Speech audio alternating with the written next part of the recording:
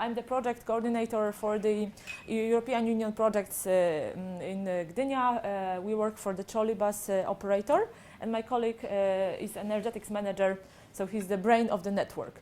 I feel wired already, since I'm going to talk about trolley bus transport. It's pretty, yeah. So, just to give you an overview of Gdynia. This is the city of 250,000 inhabitants, and together with the city of Sopot and Gdańsk, we form Tri-City region in the north of Poland. Well, the length of public roads, 400 kilometers, but including 250 length of public transport routes. The motorization rate in our city is quite high, unfortunately, as you can see. And transport mode market share, it's like 50-50 individual transport and public transport. But the positive thing is that 77% of all Gdynia inhabitants live within a 5-minute walk from a bus or a trolley bus stop. Our trolley bus transport constitutes 26% of the whole public transport in Gdynia, but with the arrival of battery technology, we've got the chance to cover more of this transport, replace diesel bus routes by courses on batteries. At the moment, we own 93 trolley buses, but 75 in regular operation. We cover 5 million vehicles kilometers a year. At the moment, there are 12-day lines. There are only 3 trolley bus cities in Poland. However, there used to be many more. And just to give you a little overview, not so long time ago, in 1998, there was a question whether to close down the trolley bus transport in Gdynia. However, some clever politicians decided to invest in it. So we were virtually on the brink of extinction, you can say. Yes, that's true. But thanks to European Union projects, we invested a lot in infrastructure. We built the power dispatch management center, and we manage the power dispatch centrally. We have built a huge depot, invested in the fleet. About 45 trolley buses were bought from EU funds.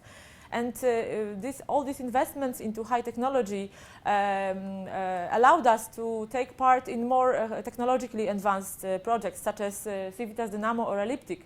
And today we're going to present the results of the Dynamo project that give a totally new scope to our operation, thanks to the battery technology. Within Civitas Dynamo, we purchased 2 lithium-ion battery trolley buses. The cost of one trolley bus was 400,000 euro. And after positive off-grid tests, we have done the extension on a 2-kilometer line in the central part of Gdynia, which is a kind of a touristy and very popular area in Gdynia.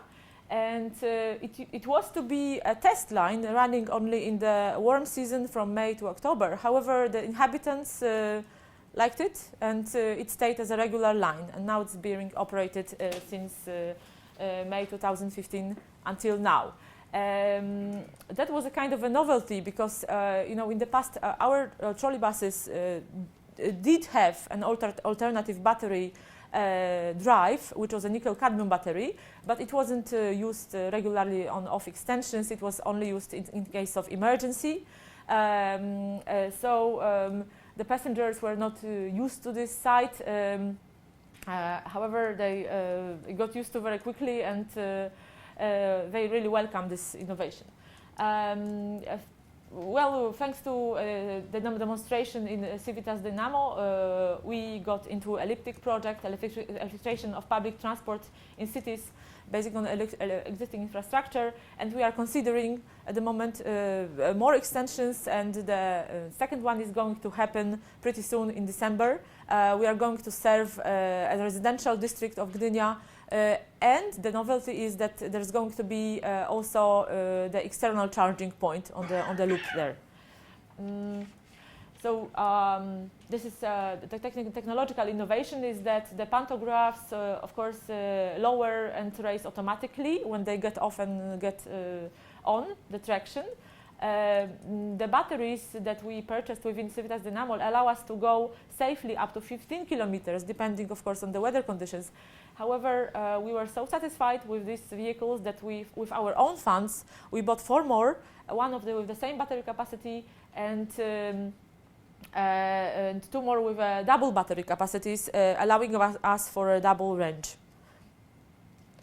The battery is placed at the back of the vehicle. Here you can see the nickel-cadmium battery that we used in the other older type of the vehicles. Just coming back to the battery, my colleague is going to provide some technical information about lithium-ion and nickel-cadmium batteries. In Gdynia we exploit two types of batteries. The oldest technology is presented here. There are nickel-cadmium batteries, and the capacitance of this blue box is about 8 kWh. In case of newer technology, this lithium-ion battery will be shown in the next slide. The capacitance is about 3 times bigger, and the capacitance more than 3 times. The capacitance of the one battery pack is more than 20 kWh. So total capacitance of battery which are installed in trolley bus, of course, depends on the number of these power packs. For example, in this vehicle we have only 1 power pack, but in case of some vehicles we have 2 or 3 power packs of this battery. Yes, and the second measure that we introduced, Mark mentioned in his presentation the storage capabilities. We decided to purchase the supercapacitor that would store energy from braking, and it's successfully operating now. It saves us about 12% of the energy on the section where it is placed. I need to add that in the future I think we are sure that this level of energy reducing consumption will be better, because now it is only 12%, but nowadays only about in half or about in 50% of all vehicles the energy recuperation is working properly, because some of our vehicles are older, for example with rheostatic speed control, so in these trolley buses there are no energy recuperation during braking. In next few years we are going to exchange every vehicles equipped with energy recuperation, so this number will be better, and we expect that this supercapacitor energy storage system will allow to reduce consumption in 20% or more than 20%. Yes, so it depends on the number of vehicles with recuperation system. So this is the substation where the supercapacitor is placed. As for the cost, it was 75,000 euros. Supercapacitor modules are placed in this container. The DC-DC converter is inside of the substation, and the supercapacitor modules are outside the substation. Yes. As for the lessons learned, there are some technical data. And the most important is the energy capacitance, 1 point. Here is DC-DC converter. It is photo from inside of the substation. Yeah. Basic scheme. There is there are supercap modules. There is supply system and DC-DC converter. So these modules are outside of the substation. This DC-DC converter is inside in the substation, and it is connected to the DC 600 voltage grid. Yeah. And as for the lessons learned, we discovered our supercapacitor is placed on a hilly area of Gdynia where there's a lot of braking, and the traffic is not so high. So the lesson learned and that we could transfer to other cities is that there is no point in placing the supercapacitor in the area where there are a lot of vehicles and they can consume the energy from braking on the spot. So it's better to place the device on the area with less traffic and a lot of braking. We are thinking, considering placing one more supercapacitor in the top area here, but no other places are considered apart from that. So this is, you can see on the graph how the supercapacitor actually saves the energy. Recuperated energy usage before installation of this red one. It is before installation of the supercapacitor energy storage system and after. So you see that after installation of the system, the recuperated energy usage increased at about 2 times. Yeah. For the public and also for dissemination reasons, we have put such a screen on the substation, and the inhabitants of Gdynia can see actually how much of energy is being saved. And as for the plans for the future, I already mentioned that we bought 4 more lithium-ion vehicles, and we are going to serve some more extension lines with them. At the moment, we have also applied for the purchase of 30 more vehicles with lithium-ion batteries from the nationally governed EU funds. They are going to arrive at about 2019 or 20, and they contain 16 articulated trolley buses. So we don't have articulated trolley buses yet. And we want to replace all the nickel-cadmium batteries I mentioned in all the older type of the vehicles with the lithium-ion ones that would allow us to go off extension. So there are no plans for building the infrastructure anymore. By the way, the cost of infrastructure in Poland is about 250,000 euros per kilometer, which is, again, it's cheaper than the tram, about 5 times cheaper than the tram line, but anyway, it's costly. And Mikołaj has done a research that actually for the cities that would like to start up trolley bus system or recover the trolley bus system, only 1/3 or 30% of the line is necessary to cover successfully the transport. Yeah? We made some measurements because sometimes we operate these trolley buses, for example, when it needs to replace diesel buses. For example, in July were this situation, and we analyze the energy usage during journeys without supply from catenary, and also we analyze charging time during journey, during going with catenary, and the result is that it is enough to be covered by overheads wire only from 30 to 50% of total length of the line.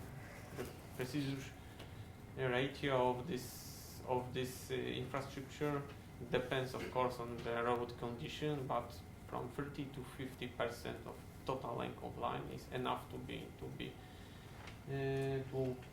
charge this battery for autonomous ride. Yeah, and the basic and the biggest advantage over in motion charging of the trolley bus is that the trolley bus operates and it's still in traffic. Yeah, doesn't have to wait on the depot or the charging station, so we do not lose time. And the perfect example of the trolley bus system that was built from scratch and covers only a part of the city is the Swedish city of Landskrona, which in 2003 built their trolley bus system. This is a small city, 33,000 inhabitants, but they were really successful in planning the infrastructure into their city, and after some measurements they discovered they don't have to cover a lot of space with the wires to have a successful transport system. I know that pretty soon there's going to be a conference in Switzerland on how to build in the wired infrastructure into the city so that it doesn't disturb. Many people have it as a kind of a drawback of the trolley bus system, the overhead lines. Yeah, but there are ways to fit it somehow so that it's not disturbing. But in our view, as advocates of trolley bus, this is the ready-to-use, already existing for many years type of technology that's very reliable. And if you want to electrify the public transport pretty fast, this is there to be used, and not so costly too. The last point about our plans. I mentioned the new extensions that are going to be there in Gdynia, and several charging points. These are going to be a three-phase socket plug-in charging points also. We are considering to allow the usage of the charging points for other vehicles also. So the face of Gdynia public transport is changing thanks to that. And I just wanted to add one comment that generally the public transport is changing so fast. I was taking part in a webinar, Civitas webinar, and I heard a comment from some participant that in the 80s Margaret Thatcher said that a man who travels to work by bus at the age of 26 can consider himself a failure. So, yes, so actually I don't have a private car. Mikołaj has just sold his. We do not consider ourselves a failure, and we are very, very glad to be here. Thank you very much. So if you wish to hear any other comments, thank you.